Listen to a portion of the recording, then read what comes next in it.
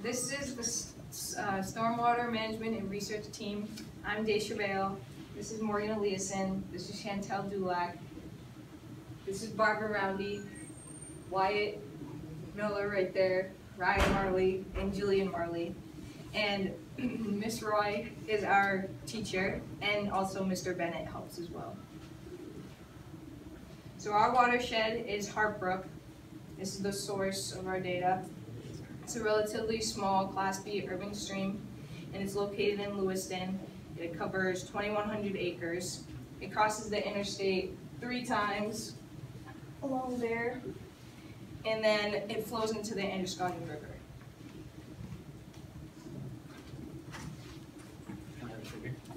Thanks. So, Site 1 is Mitchell Street. It's a residential area, and it's located in someone's backyard. This is a point before I-95, so it should not be affected by whatever is put on the road. Goddard Road is Site 2. This is after I-95, so this is where water comes off of the highway. The Public Works have tested it for E. coli, and they have remediated the problem. It made for an interesting investigation. Our new site is Site 3. We just started doing it this year. It's not labeled on our map. It's basically just across the street from Goddard, the Goddard site. The significance of this is that the water tested here is also after I-95, and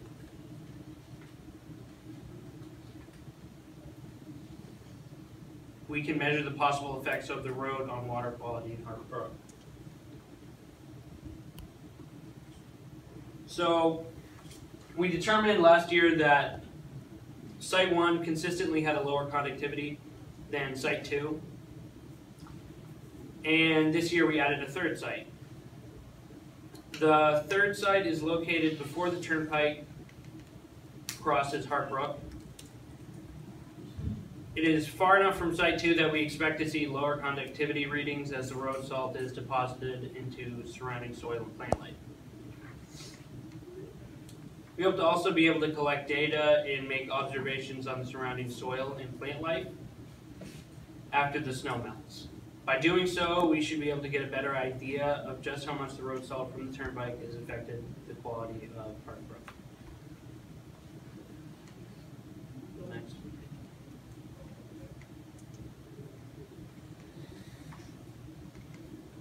Our questions were whether the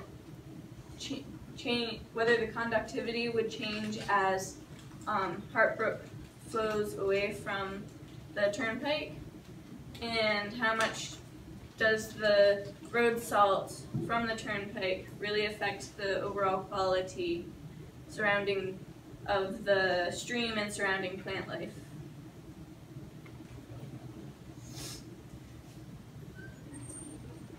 And we took some pictures of the sites, and this is Site 1, which is Mitchell Road, and it's in the residential area.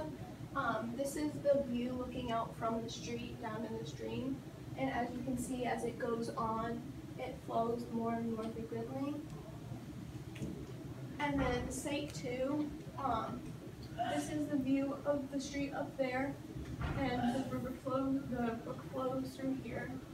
There's a lot of diverse plant life around there, and it's a very steep hill to get down to the actual brook.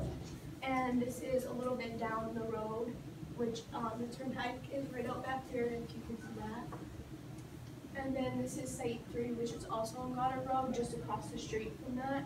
And then this is the view from the street, and the stream is down the hill. And as you can see, there's some garbage right there. The brook flows through pretty frequently and fast. And we also made some site observations. So for Site 1, which was the Mitchell Street, it was the residential area and a dead-end road.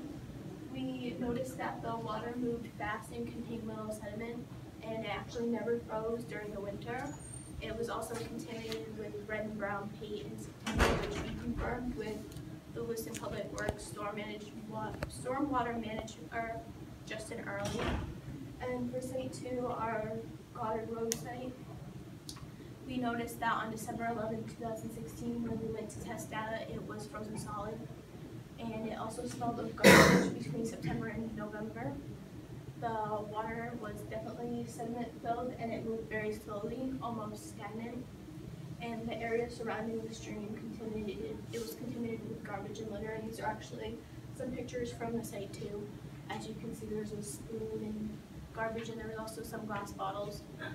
And Site 3, which is also Goddard Road, which the other side of the road, we noticed that it was frozen solid for part of the winter.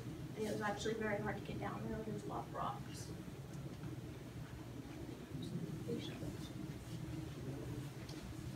So this is our temperature graph. This data is over the course of this current year.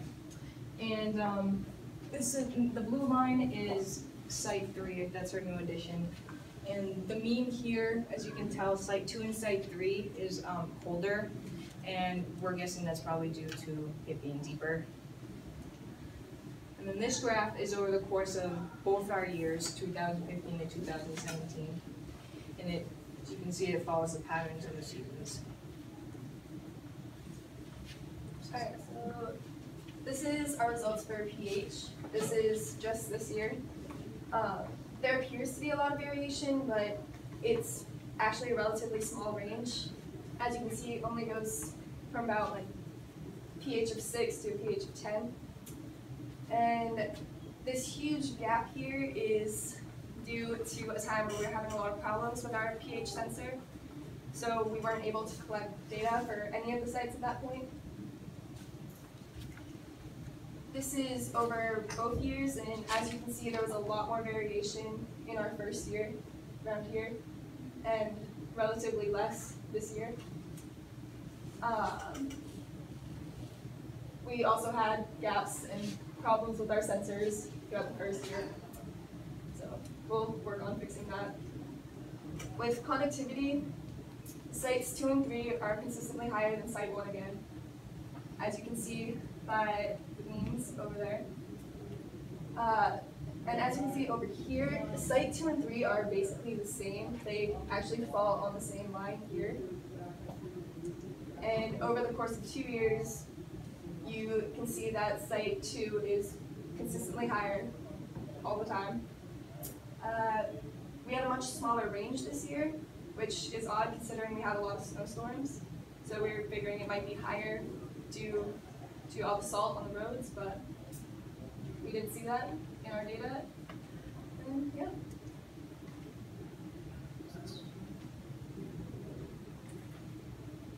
So analyzing our data, we found that the temperatures of sites 2 and 3 are mostly colder than site 1, like Morgan said, probably due to, and Dacia said about the depth of the water being deeper at sites 2 and 3. And regarding the pH, we found it was generally between 6.5 and 8, which is beneficial for aquatic life. And about the conductivity, we found that sites 2 and 3 were consistently higher than at site 1. And you can see below there our conductivity ranges support that. So in total, our data does not support our hypothesis because of the conductivity between sites 2 and 3 wasn't really that different. What we were expecting was that the conductivity would be higher at site 3 as a result of passing over the road, but it was not. They were pretty much the same. And temperature values were as expected for seasons. And this year, our pH values were much more steady than last year.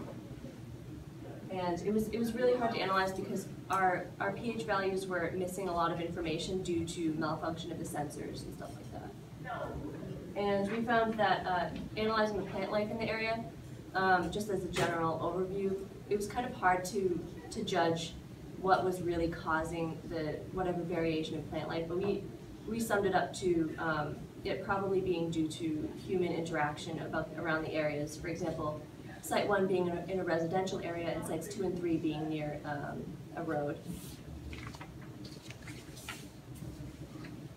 Okay, so the possible sources of error could have been the inability to collect the data during the winter, which we already talked about, with the sensors not working properly, and the inaccurate estimation of plant growth, and also human activity near Site 1, such as cutting down the plants and contaminating water with plant litter.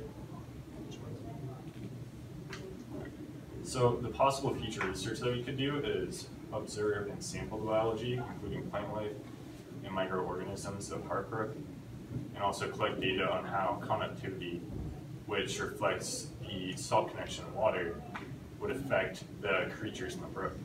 So also we can move the site 30 further down to retest our hypothesis. Some outreach that was done was that some of the LHS biology students from the Lewiston Public and Lewiston Public Works helped spray warnings next to the storm drains that reminded people that the drains led to the river and that anything that went down the drains would also go to the river.